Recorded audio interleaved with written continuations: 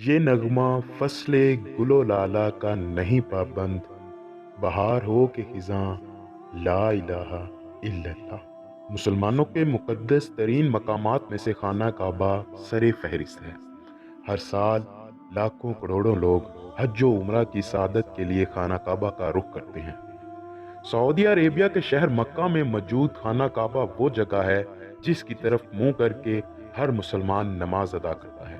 آج کی اس ویڈیو میں ہم آپ کو بتانے والے ہیں کہ خانہ کعبہ سے متعلق 5 حیرت انگیز معلومات جن میں سے اکثر آپ کی نظر سے نہیں گزری ہوں گی۔ ویڈیو آخر تک ضرور دیکھیے گا، مگر اس سے پہلے اگر آپ نے ہمارا چینل سبسکرائب نہیں کیا تو سبسکرائب کریں اور ساتھ موجود گھنٹی کے آئیکن کے بھی پریس کریں۔ نمبر 1، خانہ کعبہ کی تعمیر متعدد بار کی گئی۔ خانہ کعبہ کی عمارت کو کئی بار قدرتی آفات سے نقصان پہنچا، جیسا کہ سیلاب وغیرہ، اور بسا اوقات تو بیرونی حملوں سے بھی نقصان پہنچایا گیا۔ دوستو، تاریخ گواہ ہے کہ خانہ کعبہ کی تعمیر تقریباً 12 دفعہ کی گئی۔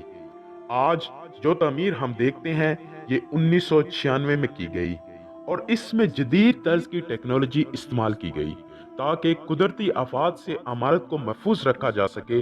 مزید یہ بھی جان لیں کہ خانہ کعبہ وہ عمارت ہے جس کی تعمیر میں 4 انبیاء کرام کی محنت بھی شامل ہے، جس میں حضرت آدم علیہ السلام، حضرت ابراہیم علیہ السلام، حضرت اسماعیل علیہ السلام اور شافع محشر حضرت محمد مصطفیٰ صلی اللہ علیہ وآلہ وسلم شامل ہیں۔ نمبر 2، کسوہ۔ کسوہ اس کپڑے کا نام ہے جس سے خانہ کعبہ کی عمارت کو ڈھانپا گیا۔ آج جو غلاف ہم دیکھتے ہیں اس کا رنگ کالا ہے، مگر یہ بات ذہن نشین کر لیں کہ آپ صلی اللہ علیہ وآلہ وسلم نے جس غلاف سے خانہ کعبہ کی عمارت کو ڈھانپا تھا اس کا رنگ سفید تھا، اور وہ یمنی کپڑے سے تیار کیا گیا تھا۔ مگر جب سب سے آخر میں عباسی حکومت رائج ہوئی تو انہوں نے باقی سب رنگوں کو ختم کر کے صرف کالے رنگ کو مختص کر دیا۔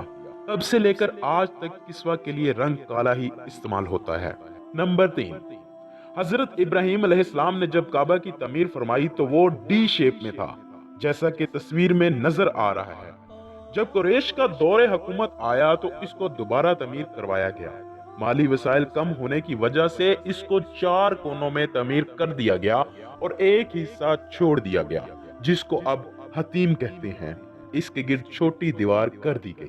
نمبر 4، کعبہ کے 2 دروازے ہوا کرتے تھے، ایک اندر داخل ہونے کا اور دوسرا باہر نکلنے کا۔ پھر ایک کھڑکی کو بھی ساتھ منسلک کر دیا گیا، مگر بعد میں ایک دروازہ اور ایک کھڑکی کو بند کر دیا گیا اور صرف ایک دروازہ رہنے دیا گیا جس سے اندر داخل ہوتے ہیں، جبکہ کعبہ کے اندر ایک اور چھوٹا دروازہ ہے جو کہ چھت پر نکلتا ہے۔ نمبر 5، حجرہ اسود ایک بڑا پتھر تھا جس کے اوپر کھڑے ہو کر کعبہ کی تعمیر کی گئی۔